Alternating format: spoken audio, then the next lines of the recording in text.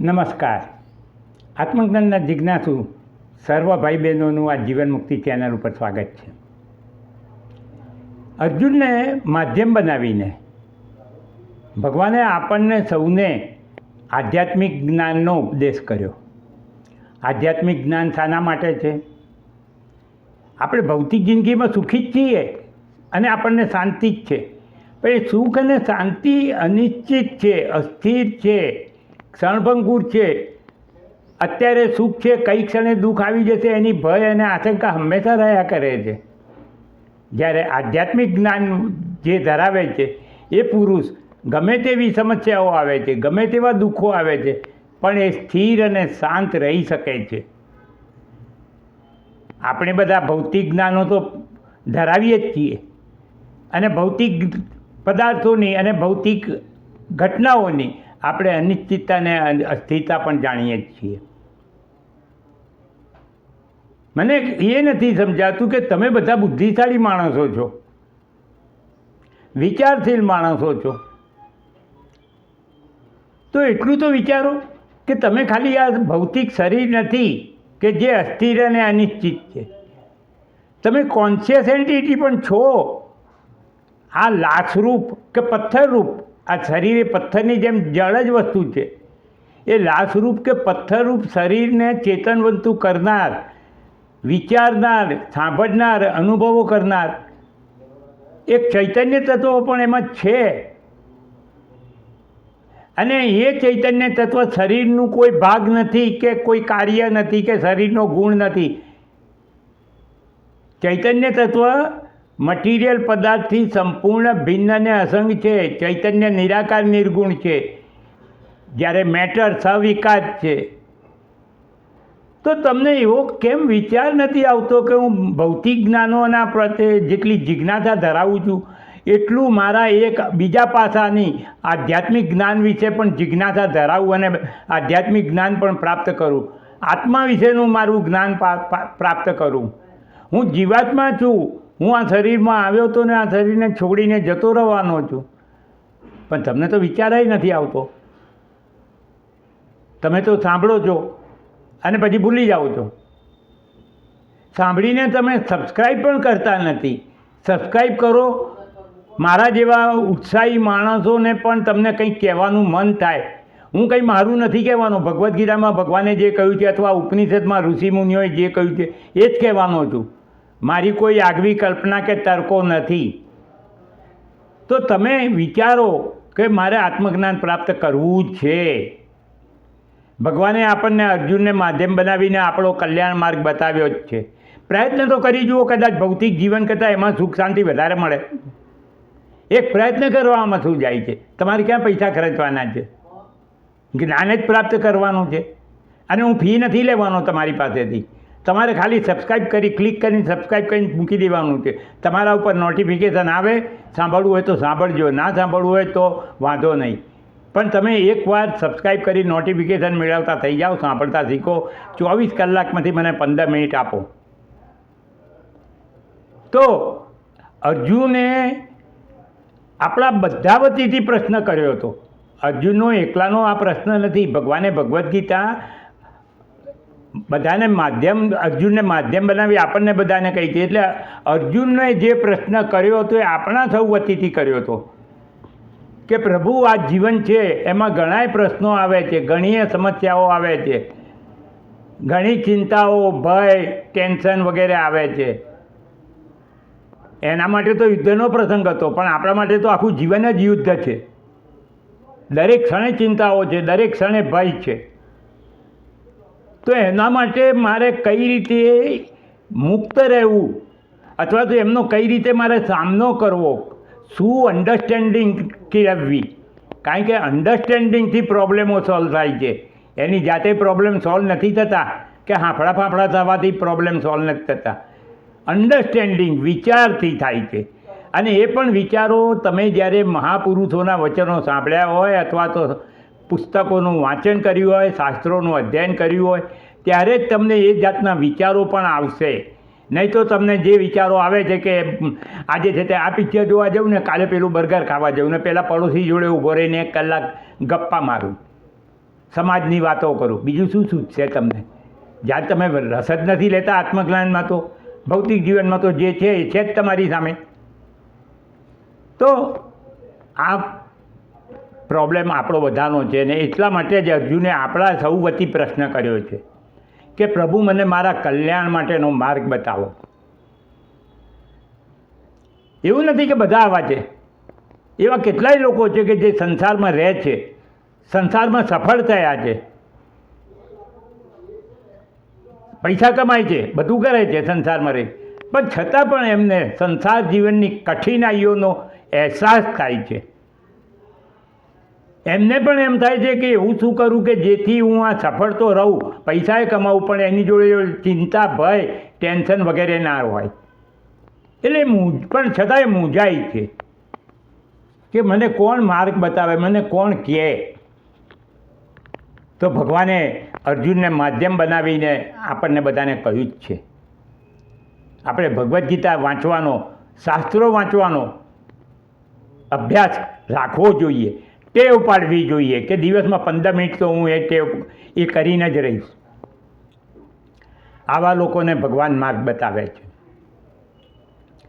ભગવાને અર્જુનને આખી ભગવદ્ ગીતા કહી, આપણે પણ ભગવદ્ ગીતા સાંભળી. તમે અમુક શ્લોકો ભૂલી ગયા છો, વચ્ચેના વિડીયો સ્કીપ કરી ગયા છો.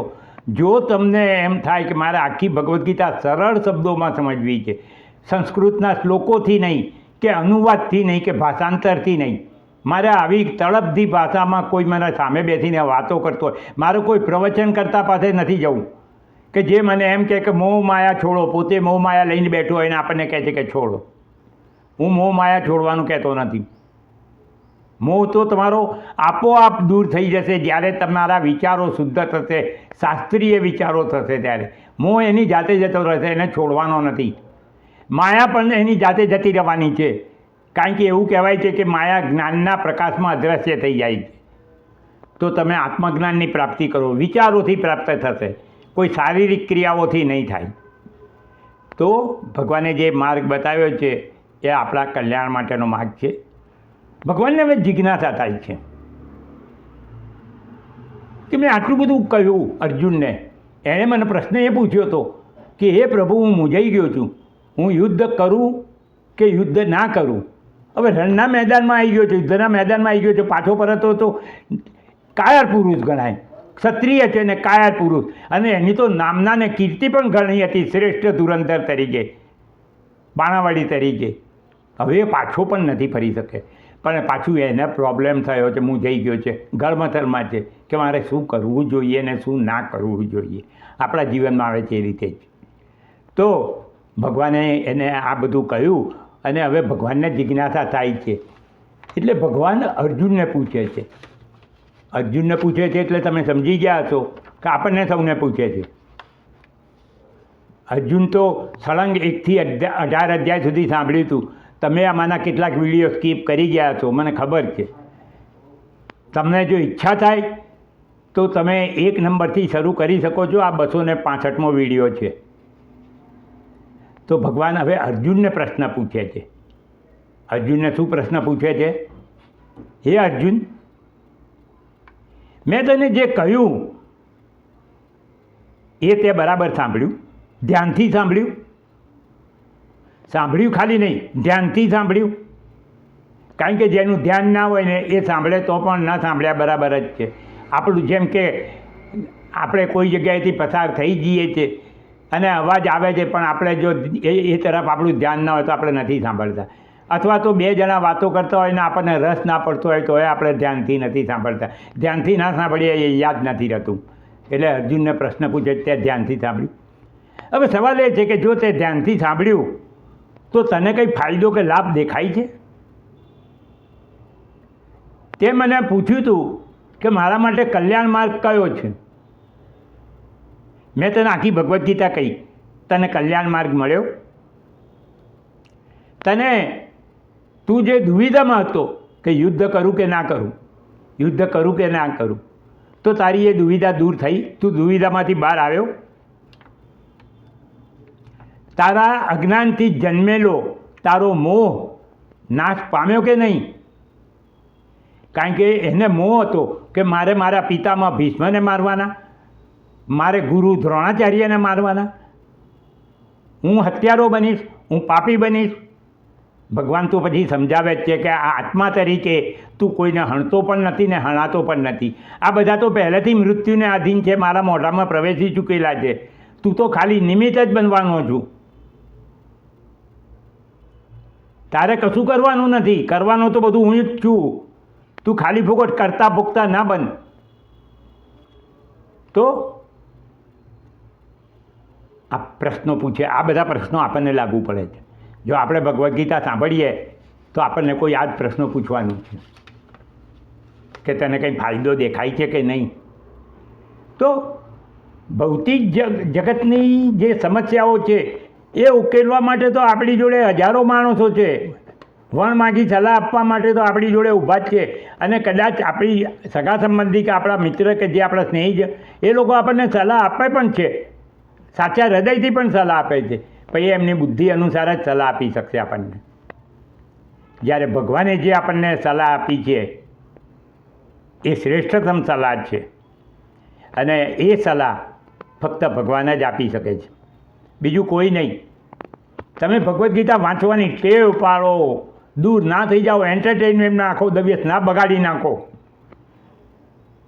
અને જો એ ના હોય તો મારો વિડીયો 10, 12, 15 મિનિટ સાંભળી લો.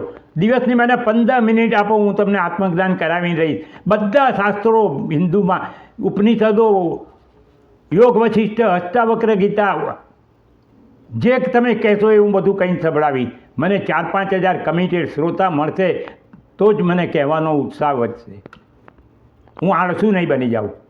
માટે તમે સબસ્ક્રાઈબ કરો, લાઈક કરશો તો હું રાજી થઈશ કે આટલા લોકો રસથી સાંભળે છે. તો હવે અર્જુનને ભગવાને 5 પ્રશ્નો પૂછી નાખ્યા. હવે અર્જુન શું જવાબ આપશે? અર્જુન શું જવાબ આપશે? અર્જુને બહુ પોઝિટિવ જવાબ આપ્યો છે. નષ્ટ મોહો સ્મૃતિર્લબ્ધ્વા ત્વપ્રસાદાત અચ્યુત. તારી કૃપાથી તે મને જે ઉપદેશ આપ્યો છે એનાથી મારો મોહ નાશ પામ્યો છે. આ ઉપર બહુ મોટો વિડીયો આપણે હવે પછીના વિડીયોમાં બનાવીશું.